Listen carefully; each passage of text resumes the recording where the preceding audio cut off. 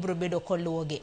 Kopogre gi manya korom Gajwang' jodak mago ma Kabujoi, kaunti ma Nandi, oyoyo wang' ji mathoth bang' solo pesa kendo ng'iewo dhiang' magolo chak kendo tere mbalariany ma Kaimosi bade ma Kabujoi kaka ranyisi mar duoko erokamano mar chako bad mbalariany no e gweng'a makono.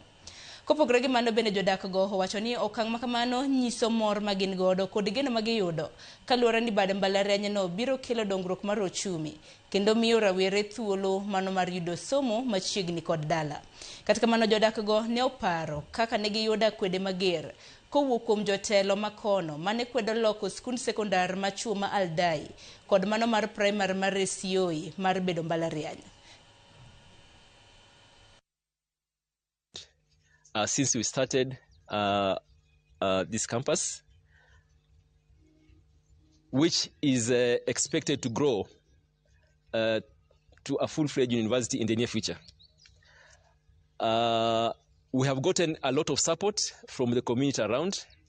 We want in a special way to assure Kaimosi Friends University that as community, we shall cooperate very well in terms of provision of basics, firewood, food, accommodation, security is fully assured.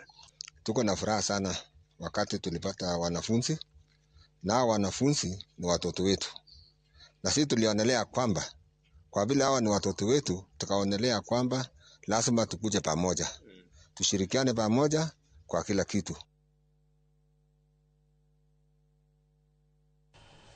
Kodhi nyime gi weche manyenya korom Gajwang' apar ni oronwa ote lai magote machoka rede ka uchiel nono mbui mago ganda bende yudowa achiel kachiel.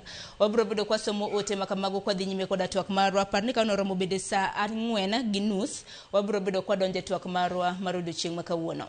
Kopogore gi manatire kaunti ma